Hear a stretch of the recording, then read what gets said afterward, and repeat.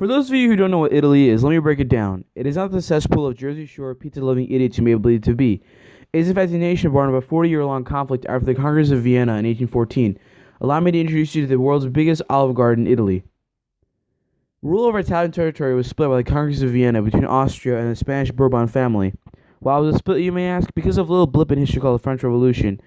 Basically, the French wanted to be cool like the Americans and have their own revolution, but it utterly failed, and nobody got natural rights. Thanks, France. In 1832, nationalist leader Giuseppe Mazzini organized the group Young Italy. No, Young Italy wasn't a major rap label, but it was a nationalist group.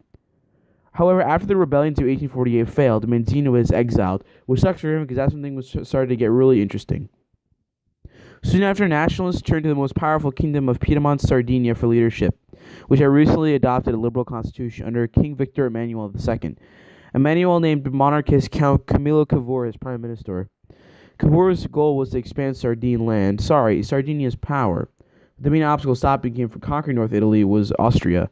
In 1858, he formed an alliance with Napoleon III to help him defeat Austria after deliberately provoking a war. After defeating Austria in 1859, Sardinia had gained all of the north except for Venetia. A year later, Cavour secretly began supporting a small band of Italian nationalists headed by Giuseppe Garibaldi. He and his militia wore red shirts during the battle. Along with Sardinia's army, the red shirts conquered Sicily and then Naples.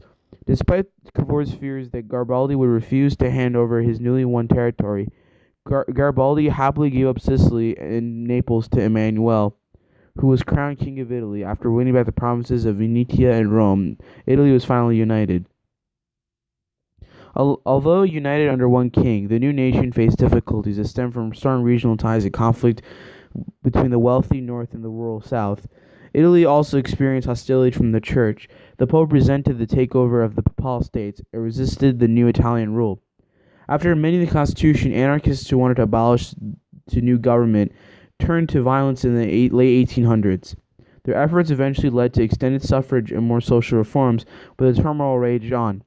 To distract the Italian people, the government set out to win the overseas empire of Ethiopia. Italy followed in the footsteps of their fellow European nations and eventually industrialized after 1900, though it lacked the natural resources.